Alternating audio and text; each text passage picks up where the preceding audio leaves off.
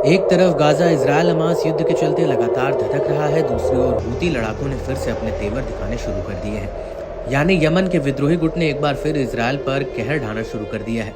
शुक्रवार तड़के हूती लड़ाकों ने सेंट्रल इजरायल और वेस्ट बैंक में हवाई हमले किए। इससे इजरायल के कई इलाकों में मिसाइल हमले के अलर्ट सायरन जोरों से बजने लगे। इजरायली मीडिया की माने तो सुबह करीब 4:30 बजे हूती लड़ाकों की मिसाइल इजरायली एयर स्पेस में दाखिल हुई, जिससे प्रमुख बस्तियों, शहरों और कब्जे वाले इलाकों में लोगों में हड़कंप मच गया।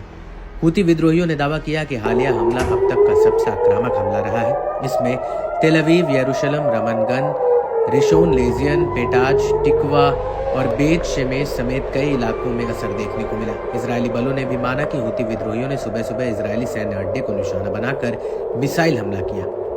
हालांकि हूती लड़ाकों के दावों से इतर इजरायली रक्षा बलों ने कहा कि एयर डिफेंस सिस्टम ने यमन से आई मिसाइलों को मार गिराया है। लेबनानी मीडिया आउटलेट अल मयादीन की ओर से ताजा हमले का वीडियो शेयर किया गया है। इसमें वेस्ट बैंक के कलकिलिया शहर में मिसाइल हमले का फुटेज दिखाया गया। इसमें मिसाइल को अपने टारगेट की ओर तेजी से गिरते हुए देखा जा सकता है। इस दौरान इलाके में हवाई हमले के अलर्ट सायरन भी तेजी से गूंज सुनाई दे सकती है। साथ ही लोगों की जान बचाकर भागने की चीख पुकार भी सुनाई दे रही है।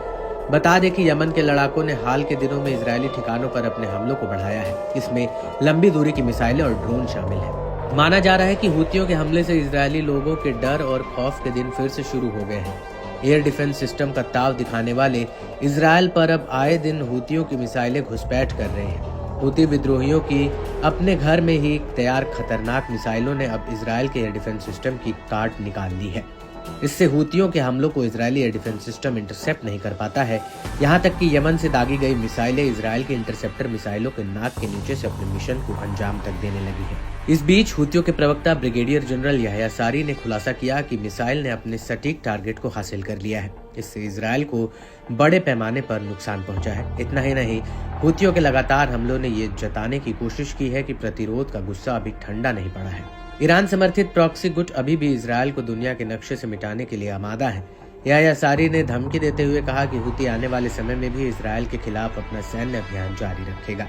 बहरहाल, यमन के हूती लड़ाके इजरायल के लिए एक जिद्दी खतरा बनकर सामने आए हैं।